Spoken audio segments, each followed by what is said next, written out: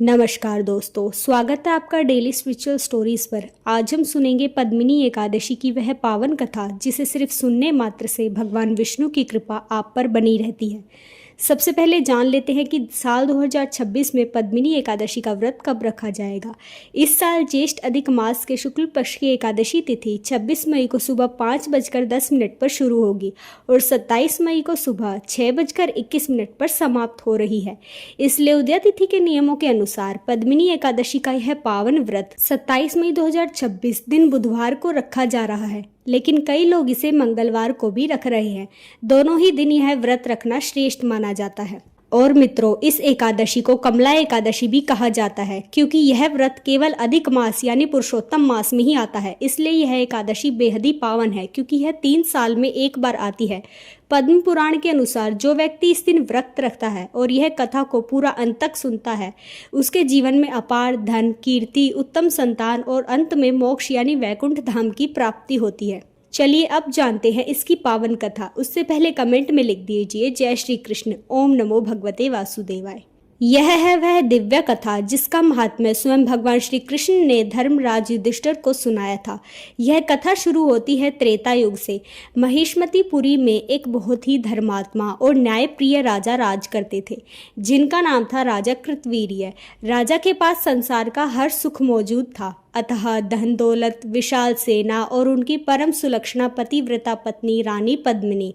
लेकिन सुखों के साथ इस अंबर के बीच भी राजा के जीवन में एक बहुत बड़ा अंधकार था। राजा कृतवीर्य की कोई संतान नहीं थी, उनका आंगन सूना था। अपने वंश को डूबता देख राजा दिन रात चिंता की अग्नि में जलने लगा।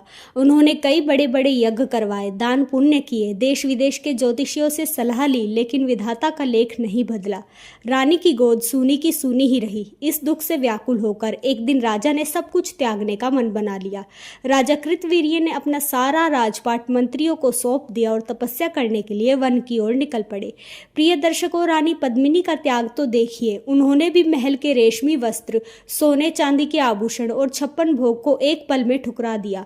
रानी ने कहा, स्वामी, जहां आप हैं वहीं मेरा संसार है। और वे भी एक सन्यासिनी बनकर राजा के साथ जंगल में चल दी।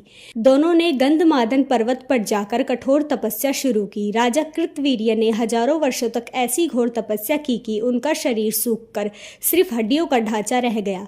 लेकिन फिर भी भगवान नारायण प्रसन्न नहीं हुए। रानी पद्मिनी अपने पति की यह दशा देखकर अंदर ही अंदर रोती रहती, लेकिन उनका विश्वास डगमगाया नहीं। एक दिन रानी पद्मिनी को इस तरह व्याकुल और रोते देख वहां से गुजर रही परम सती माता अनसुईया, जो महर्षि अत्रि की पत्नी थी, उनके पास आई। माता अनसुईया ने बहुत ही स्नेह से रानी के सिर पर हाथ फेरा और पूछा, हे पुत्री, तुम इस घोर वन में इस तरह क्यों रो रही हो? अपने दुख का कारण मुझे बताओ। रानी पद्मिनी ने रोते हुए माता अनसुईया के चरण पकड़ लिए और कहा, माता, हमने संतान की प्राप्ति के लिए हजारों वर्षों तक तपस्या की, पर प्रभु फिर भी प्रसन्न नहीं हुए। अब आप ही मेरी नैया को पार लगाइए। माता अनसुईया ने अपनी दिव्य दृष्टि से सब कुछ देखा और मुस्कुराकर कहा, पुत्री, तुम निराश मत हो। इस वर्ष मलमास यानी अधिक मास आ रहा है, जो कि 3 साल में एक बार आता है और जो भगवान विष्णु को सबसे ज्यादा प्रिय महीना है। इस महीने के शुक्ल पक्ष में एक अत्यंत दुर्लभ एकादशी आती है जिसे पद्मिनी एकादशी कहा जाता है। यदि तुम उस दिन पूरे विधि विधान से व्रत करोगी तो भगवान नारायण तुम्हारी सूनी गोद जरूर भरेंगे। माता अनसुईया के कहे अनुसार जैसे ही अधिक मास आया, रानी पद्मिनी ने एकादशी के दिन सुबह उठकर स्नान किया और व्रत का संकल्प लिया। उन्होंने पूरे दिन निराहार और निर्जला रहकर प्रभु का ध्यान किया और रात भर सोई नहीं, बल्कि हरि कीर्तन और जागरण किया। रानी की है निश्चल भक्ति देखकर स्वयं भगवान श्री हरि विष्णु अपने परम दिव्य रूप में गरुड़ पर सवार होकर वहां प्रकट हो गए। प्रभु ने बहुत ही मधुर वाणी में कहा, हे पद्मिनी, मैं तुम्हारे इस पावन व्रत से अत्यंत प्रसन्न हूँ। मांगो, क्या वरदान मांगना चाहती हो? रानी ने कहा, प्रभु, मेरे पति ने बहुत कष्ट सहे हैं, आप वरदान उन्हें ही दीजिए।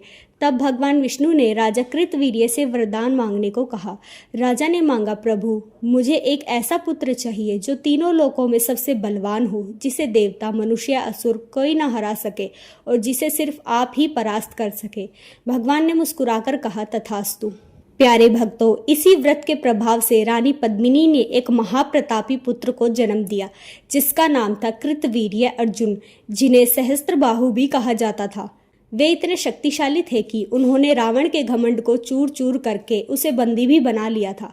तो दर्शकों, यह है 27 मई 2026 को आने वाली इस पद्मिनी एकादशी का महाचमत्कार। जो भी इस दिन पूरी श्रद्धा से यह कथा सुनता है, उसके जीवन के सारे दुखों का नाश हो जाता है। आशा है कि आज की यह दिव्य कथा आपको पसंद आई होगी। अगर पसंद आई तो इसे अपने परिवार वालों के साथ शेयर कीजिए और हमारे चैनल को सब्सक्राइब करना ना भूलें। मिलते हैं एक नए और दिव्य प्रसंग के साथ। तब तक के लिए प्रेम से बोलिए जय श्री हरि। राधे राधे।